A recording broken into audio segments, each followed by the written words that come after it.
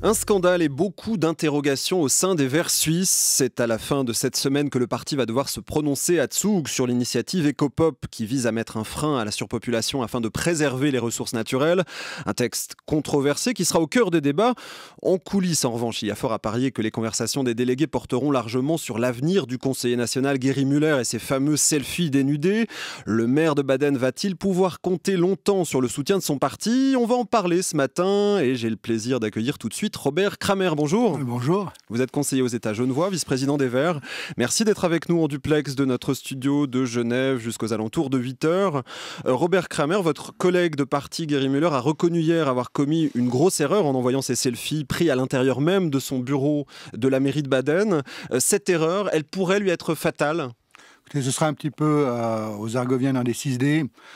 Au niveau des Verts suisses, ce que nous savons, c'est que les gens qui siègent à Berne, ils sont élus par leur canton, choisis par leur section, et donc c'est largement au sein de la section argovienne que les choses vont se régler. Au-delà de cela, entre nous, nous sommes vraiment dans une histoire qui se serait passée il y a quelques années. Elle aurait surtout fait rire. On est dans la rubrique satirique, on est dans les revues, on est dans une histoire plutôt drôle. Et puis cette histoire plutôt drôle, elle devient une affaire tragique. Et cette affaire tragique, eh bien, il faut peut-être essayer à un moment donné de voir quels sont les principes qu'elle met en cause. C'est où s'arrête la sphère privée, où commence la sphère publique. Pour ma part, je considère que si on élit quelqu'un à un poste, eh bien, évidemment, il doit mériter la confiance qu'on lui donne. C'est-à-dire qu'il se trouve dans une situation où la population lui a donné du pouvoir, des compétences, et évidemment, il ne doit pas en abuser, il doit utiliser cela au service de la population. Et si dans toute l'affaire de Gary Müller, à un moment donné, on peut discerner qu'il y a une forme d'abus de pouvoir, eh bien là, évidemment, c'est extrêmement grave. C'est-à-dire si, par exemple, il avait utilisé ses prérogatives pour demander à la police de faire un certain nombre de choses qu'elle n'aurait pas faites autrement, ça, c'est extrêmement grave. Si on n'est pas dans ce registre-là, mais on est dans le registre d'une relation entre deux personnes, c'est tout à fait différent. Moi, je n'aimerais pas qu'on mette une caméra dans ma chambre à coucher pour savoir ce que j'y fais le jour et la nuit. Cela, on est dans le domaine de la sphère privée, et le domaine de la sphère privée doit être respecté. Et j'observe à cet égard que des journaux qui ne sont pas complaisants à l'égard des Verts, comme Le Blick, mais surtout comme la Weltwoche, qui est un peu l'organe de l'UDC, étaient au courant de cette affaire déjà au mois de juin, et ont décidé qu'il n'y avait pas lieu de la porter sur la voie publique. Donc j'estime que derrière toute cette affaire, il y a un espèce d'emballement qui a été provoqué en Argovie pour des raisons qui sont des raisons un petit peu d'ordre politique. Mais au-delà de cela, la discussion absolument se poursuit, et au-delà de cela, il va de soi que Gary Müller a été singulièrement imprudent, et que non seulement il a été singulièrement imprudent, mais il n'a peut-être pas été très malin dans toute cette affaire. L'affaire Gary Müller, une affaire privée, dites-vous, c'est en substance aussi ce qu'a dit votre coprésidente Adèle Torrance. Elle disait que s'il y avait un problème à dénoncer, c'était l'américanisation de la vie politique suisse, en clair une focalisation toujours plus grande sur la vie privée des politiciens. Vous donc, vous faites la même lecture? Je fais un peu la même lecture et je regrette on parle de ces affaires. Franchement, c'est un petit peu dérisoire. Regardez autour de vous ce qui se passe maintenant sur la surface de notre planète. Tous ces événements qui se passent à quelques centaines de kilomètres de la Suisse, qui sont des événements qui sont tragiques, qui sont aussi des événements qui sont de nature à nous affecter.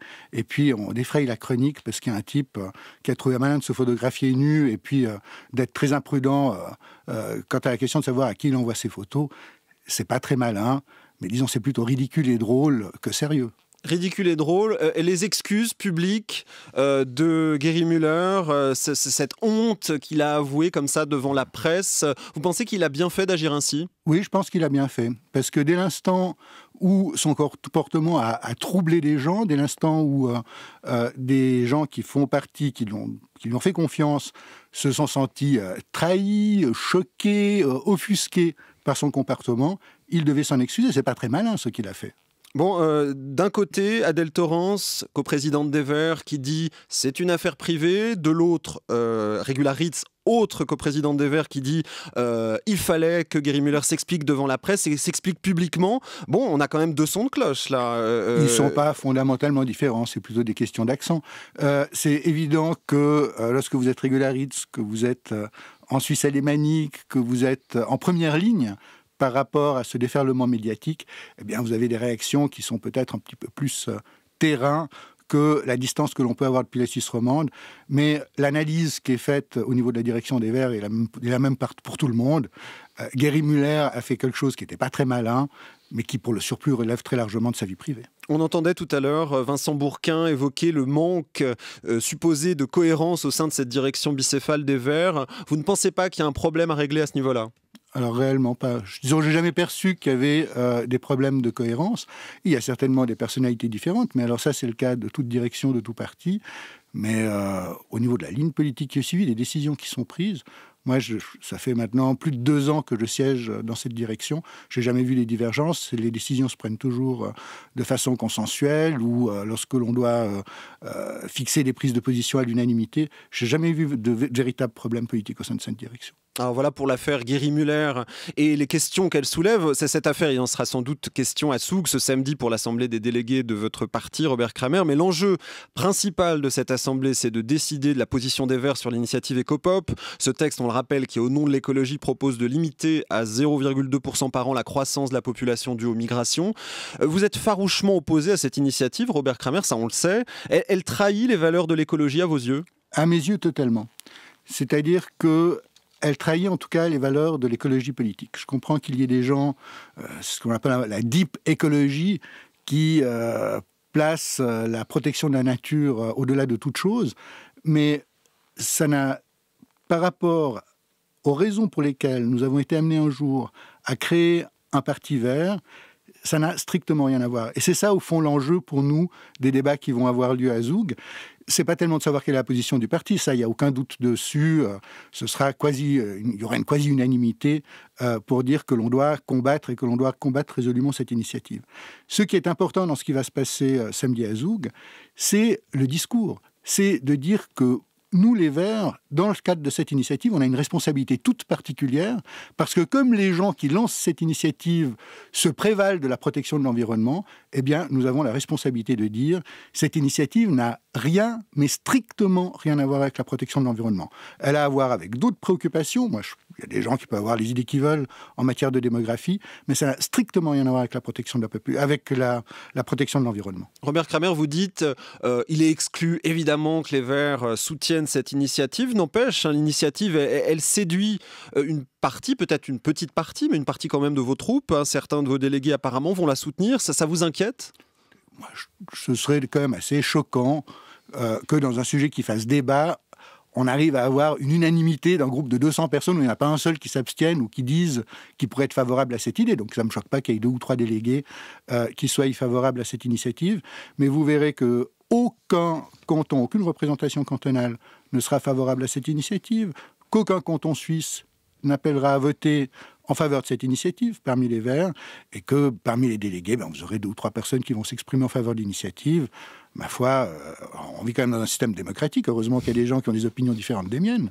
On peut avoir des surprises quand même malgré tout, Robert Kramer. On recevait hier le conseiller aux États, Philippe Lombardi, pour évoquer le Tessin. On se souvient de la surprise qu'avait provoqué la section tessinoise des Verts en annonçant son soutien à l'initiative UDC sur l'immigration. C'était 1 mois environ avant la votation. Est-ce qu'il y a une tendance peut-être à la fermeture chez une partie des Verts suisses aujourd'hui ? Je n'ai pas vraiment l'impression, et là précisément vous parlez du Tessin, les messages que nous recevons du Tessin, c'est qu'ils sont très résolument opposés à Ecopop. D'accord. Bon, cela dit, alors l'initiative, on a bien compris que vous y étiez opposé, mais elle a quand même un mérite, cette initiative. Elle aborde une question fondamentale. Est-ce que la Suisse sera encore vivable et viable avec 15 ou 20 millions de personnes sur son sol ? Alors la réponse à cette question, c'est de savoir comment ces gens y vivent. Avec 15, 20, 40, 50 millions de personnes ou 500 000 personnes, c'est toujours la même question. C'est de savoir quel rapport il y a entre la population et la façon dont cette population vit et la façon dont cette population consomme. Alors, vous pouvez dire, oui, alors si vous posez la question en ces termes, c'est une équation très simple. Il vous suffit de diminuer la population pour la ramener à l'état de la consommation de la Suisse. Malheureusement, les faits sont les suivants. C'est qu'en Suisse, aujourd'hui, on consomme 4 à 5 fois plus que les ressources que nous avons. Et vous ne pouvez pas, par un coup de baguette magique, diminuer la population suisse d'un facteur 4. Vous ne pouvez pas faire disparaître sur 4 ou 5 ou 6 millions de personnes de la Suisse pour arriver à diminuer la population. Donc, La seule façon de faire, c'est de diminuer la consommation. Et ça, vous pouvez le faire sans grande perte de confort, en luttant contre les gaspillages, en faisant des économies chaque fois que vous le pouvez. Et c'est le thème de l'initiative verte, économie verte, qui propose, d'ici 2050, par toute une série de mesures, d'arriver à réduire le gaspillage en Suisse, d'arriver à réduire notre surconsommation et de faire en sorte, finalement, qu'à la place qu'on consomme 4 fois plus que ce qu'on devrait consommer, c'est le cas actuellement, il faudrait 4 planètes, si chaque habitant de la planète consommait autant que les Suisses, eh bien, on consomme ce que l'on peut consommer, c'est-à-dire l'équivalent de nos ressources. Et ça, c'est possible avec les mesures techniques que nous connaissons actuellement, et c'est possible d'ici 2050, et notre initiative, elle est jugée comme suffisamment crédible pour que le Conseil fédéral y ait opposé un contre-projet avec toute une série de mesures pour lutter contre le gaspillage. À mon avis, c'est ça la bonne piste. C'est illusoire de penser que vous allez réduire la population de plusieurs millions de personnes en continuant à vivre comme nous vivons. Ça n'a pas de sens. Puisqu'on parle de préservation des ressources naturelles, Robert Kramer, je vous propose de parler un peu de Genève. Genève qui, comme d'autres cantons, se lance dans l'aventure de la géothermie, alors même que Saint-Gall et Bâle ont abandonné leur projet de centrale géothermique à cause de risques divers, risques de séisme, manque d'intérêt aussi de la part des investisseurs. C'est un pari risqué que fait Genève aujourd'hui ? Je pense que c'est en tout cas un très très très beau pari. Je suis d'autant plus heureux qu'on se lance dans cette voie que je suis membre fondateur de la Société suisse de géothermie. C'est une vieille aventure dans laquelle on s'est lancé il y a plus de 20 ans. Et en matière d'énergie, il faut considérer ce qui suit. Le premier élément, c'est que la meilleure énergie, c'est celle qu'on ne consomme pas. Donc la plus importante des énergies renouvelables, c'est d'arrêter de gaspiller l'énergie. Mais dès l'instant où on doit en consommer, il faut résolument se tourner vers les énergies renouvelables. Et la géothermie, c'est un immense espoir. Parce que c'est une source d'énergie qui est inépuisable et qui se trouve sous notre pied. Si vous faites un trou et que vous allez suffisamment profond, eh bien, vous trouverez forcément de la chaleur. Et aujourd'hui, on sait faire des trous où vous trouvez de la chaleur très importante. Si vous êtes à plus de 2000 mètres de profondeur, vous avez de la chaleur à plus de 100 degrés.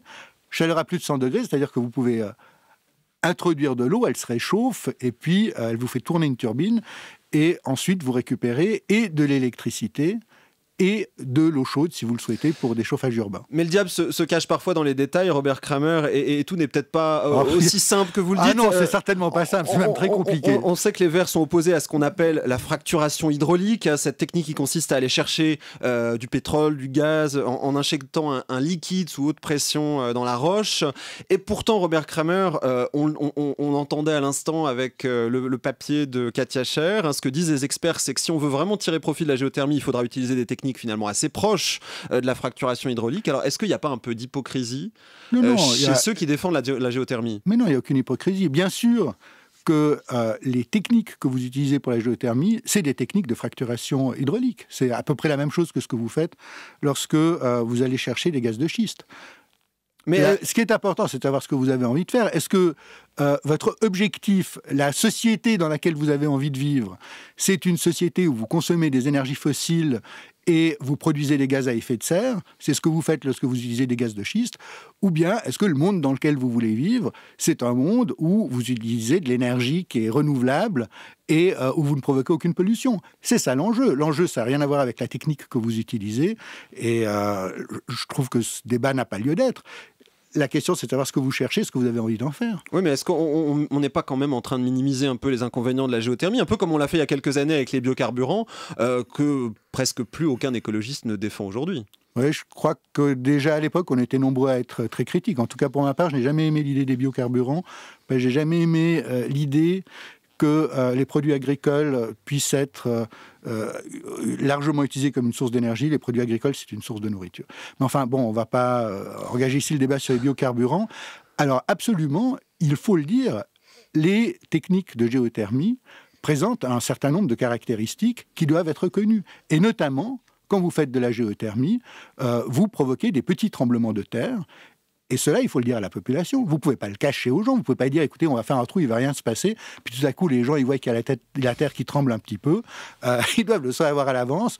Et le reproche que l'on peut faire aux Bâlois, qui ont abandonné des essais de forage géothermique, c'est qu'ils n'ont pas du tout prévenu la population. Et tout à coup, les gens ont été très surpris de ce qui se passait.